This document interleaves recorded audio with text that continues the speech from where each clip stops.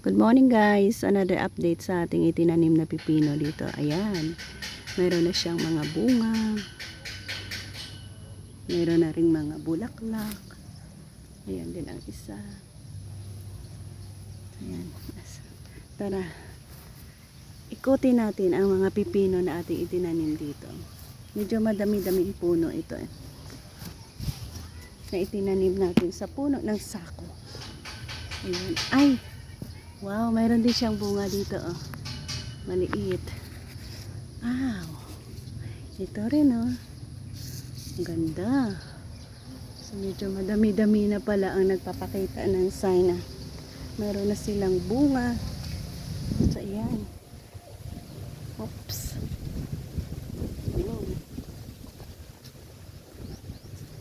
Ang ganda ng tubo. So, meron din dito. Meron din bulaklak. So dito sa area na ito, ay wow, meron din pala, oh. After few days pwede na natin ito matanggal. Ito yung mga kauna-unahang bunga niya. Ito malaki na. Meron na tayong malaki dito. So yan ang mga unang pipino na bunga natin. So meron din dyan, meron din dito. And of course, dito din sa kabila, meron din tayong makikita dito. So, yan yung area. Yan dyan. Meron din tayo ditong area kung saan meron na rin palang bunga. Yan, ang ganda ng kanilang pinapakitang tubo dito. Meron din bunga. Yan, pipino. Ayan, pipino. Ayan naman patola. Ayan, dito din yan sa kabila. So, ano ang lagay niyo dito? Wow.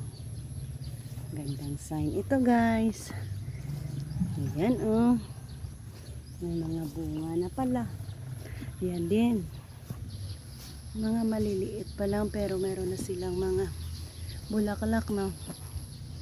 So, ganyan ang ating pipino. So in between mayroon tayong itinanim na pechay. Ang ganda na rin pala ng tubo ng pechay natin, oh.